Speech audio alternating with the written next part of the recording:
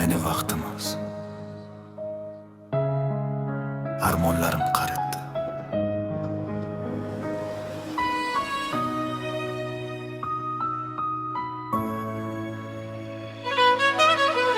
Qani ayt kim aybdor bu sevgi yo'lida? Men mi seni sevgan yo taqdir qilgan ustimdan? Yuragimni qo'limga olib kutdim seni yillar. Sen esa ketding, hatto ortingga qaramading. Har kecha ismingni osmonlarga aytdim, yulduzlardan javob kutdim.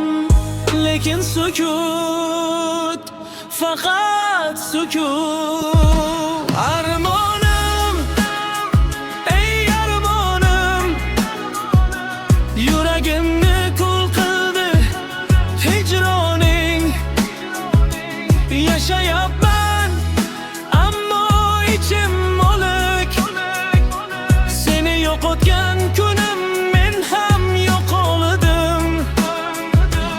Armonim, nega qaytmading? Bir marta bo'lsa ham meni izlamading. Ko'z yoshlarim daryo bo'ldi butun. Meni sevganing rostmidi? Ayt bugun.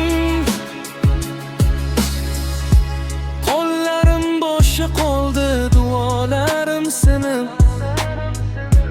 Qilishlarim ortida yashirin yig'ladim.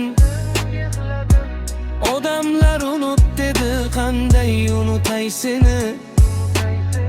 Yuragim urar ekan, sen unda yashayverasan. Ashit ey taqdir, yetar bu jazo. Sevgan qalbni bunchalar sindirma.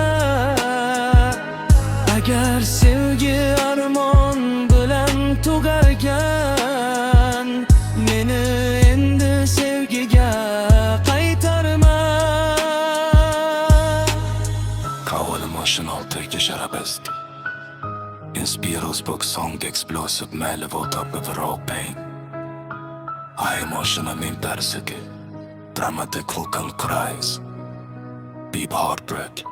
Slow build to huge emotional toil. Armonim